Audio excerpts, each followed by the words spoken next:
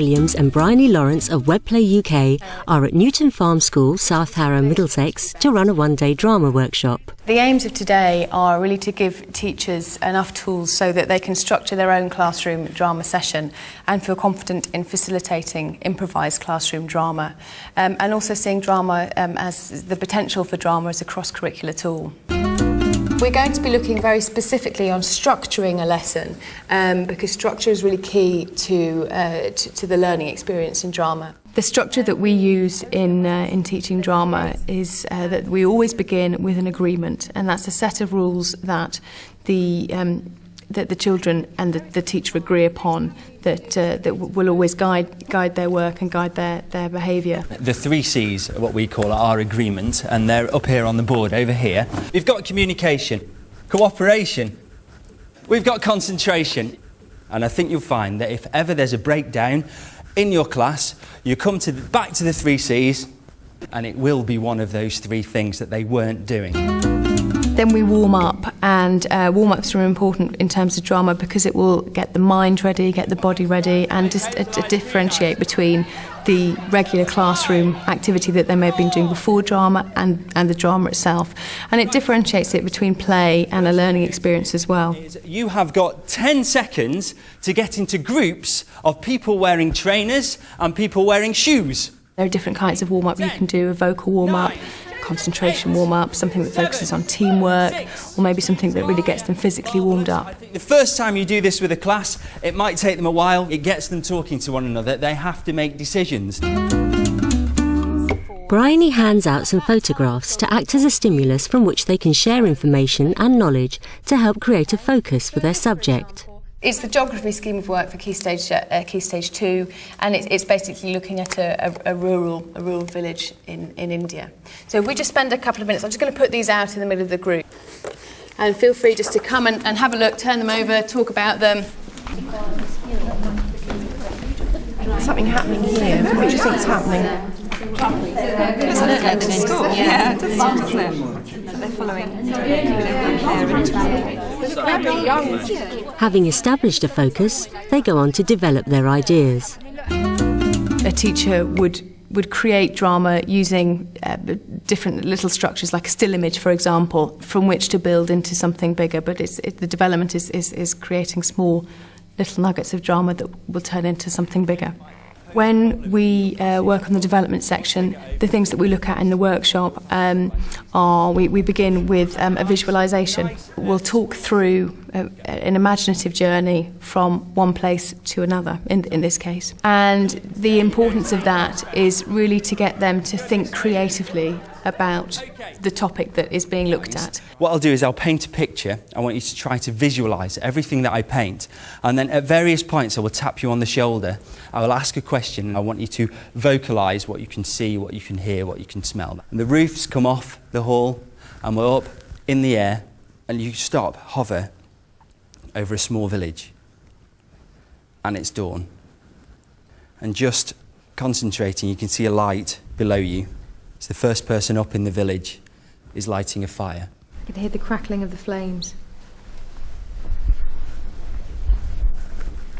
Animal noises. Children talking. The next thing that we look at is a soundscape. So we ask all of the children to think about what things that they would hear in the situation that they are in. And again, we take suggestions from all of them.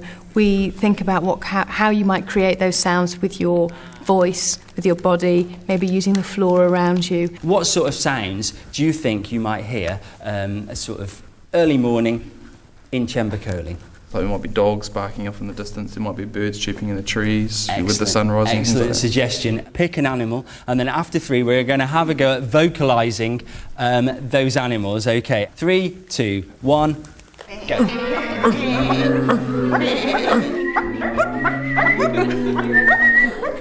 In literacy, we've been looking at fairy tales. So everything we've done this morning, I could relate back to fairy tales. I could do the soundscape. I could think about the characters and the sounds they'd be making in their houses. We've been doing Snow White, so I was thinking that would be a good one because you've got the dwarf's house and you could imagine all the different sounds that the dwarfs are making. We also look at bodyscaping. And this, similar to soundscape, creates a visual picture of the place that we're creating, of the setting that we're using. And we don't use any props, don't use any objects, we just use the children's bodies. And we're trying to get them to think creatively about how they can create things using just their bodies.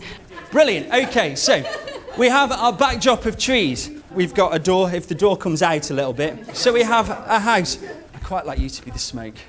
Like that, just billowing up like that, just billowing up. Excellent, excellent. We can open the gate and let the cows out. So what I'd like to do now is put the sound and the movements and the scene together. Yeah, let's go for it. Okay.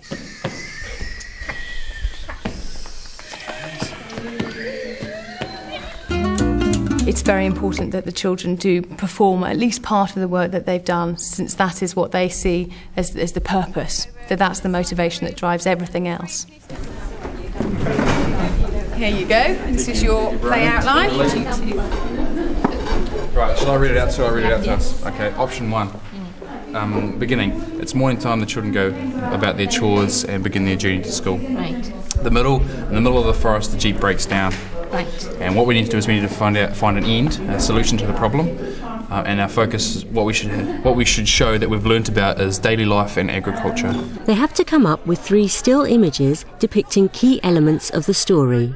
I'm going to be doing the part. I'll be ready for I'm ready.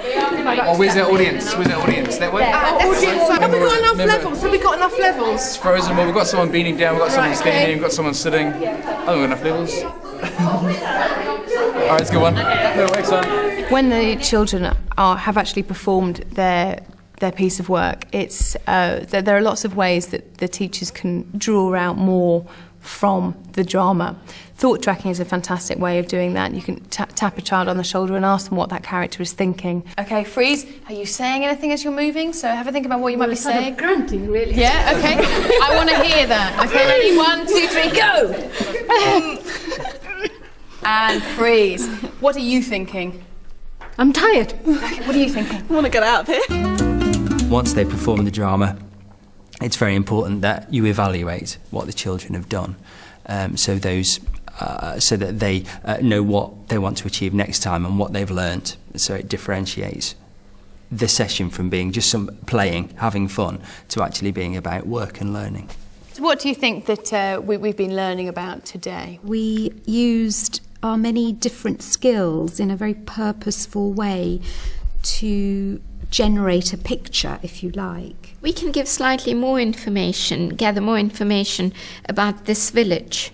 Monsoon was one of them, but there are other characteristics like having the carts, what kind of transport they normally have if the jeep broke down, what do other parents do or other people in the community help when that happens to the children. Another really key reason why we evaluate is that it's a calming thing to do at the end of what has usually been a physical and energetic and excitable session. So always leave time for evaluation at the end.